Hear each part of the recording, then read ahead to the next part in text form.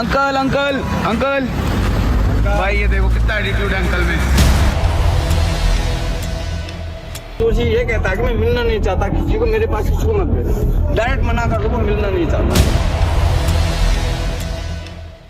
सबसे पहले हम बात करेंगे सौरभ जोशी और मनोज देव के बीच में जो भी कंट्रोवर्सी हुई थी उसके बारे में हम बात करेंगे। उससे पहले आप लोग एक क्लिप देखिए जिससे हम शुरू करते हैं। जी ये कहता है कि मैं मिलना नहीं चाहता किसी को, मेरे पास किसी को मत भेज, डायरेक्ट मना कर दो, वो मिलना नहीं चाहता, मिलना नहीं चाहता।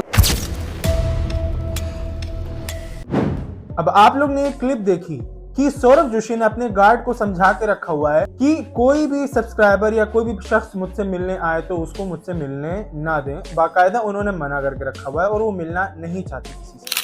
वो बहुत रैंडमली किसी से मिलते हैं और जल्दी किसी से मिलना वो पसंद नहीं करते। इसके दो साइड हो सकते हैं। पहली साइड, वो एक तरफ से अपने आप को इनसिक्योर महसूस करते हैं। हो सकता है कोई इनका हेटर्स हो, या हो सकता है इतने सारे सब्सक्राइबर्स के बीच में कोई दुश्मन आए और उनको नुकसान भी कर सकता है कहीं से।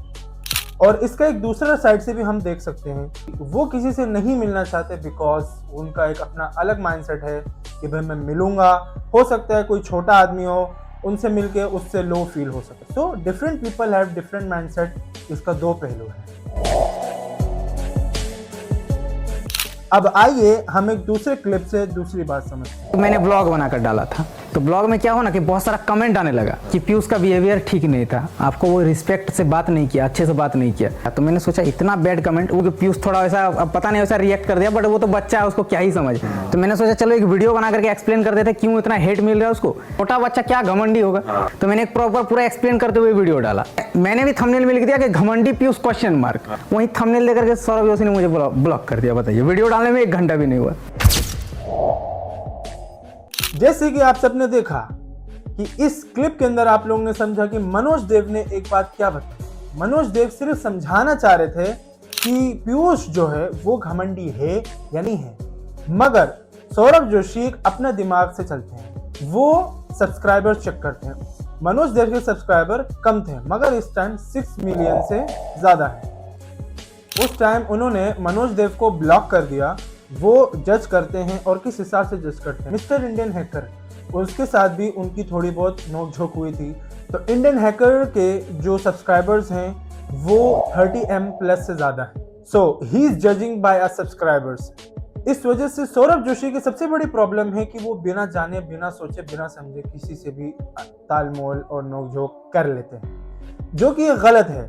इसी वजह से मैं तमाम व्यूअर्स को कहूंगा कि आप लोग समझिए कि जो आपका पसंदीदा इन्फ्लुएंसर है क्या वो सही काम कर रहा है, क्या सही में वो आपका इन्फ्लुएंसर बनने के लायक है या नहीं है, और अगर है तो क्यों है, आपको उसकी वजह मालूम होनी चाहिए। आप लोग ने मेरे सारी बातें सुनी, पूरी बातों का मेरा एक निचोड़ है। निचोड़ ये है, कंट्रोवर्सीज तो होती हैं और ये होती रहेंगे। मनोज देव भी कोई दूध की धुले नहीं है, ठीक। जिस हिसाब से सौरभ जोशी हैं उस हिसाब से मनोज देव भी हैं।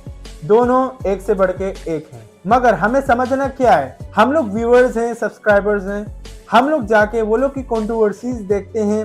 वो लोग के बीच में जब कोई कंट्रोवर्सीज होती है तो आपस में व्यूजशिप बढ़ती है और उनके सब्सक्राइबर्स भी बढ़ते हैं और वो लोग ट्रेंडिंग में आते हैं। ये उनका एक एजेंडा होता है, एक पॉलिसी होती है जो वो लोग कभी हम लोग से शेयर नहीं करते हैं और वो हमारा एक ट्रैप होता है। और अपने सब्सक्राइबर्स और इन्फ्लुएंसर्स बखूबी चुने सोच समझ के। होप आप लोगों को मेरी बात समझ में आई हो।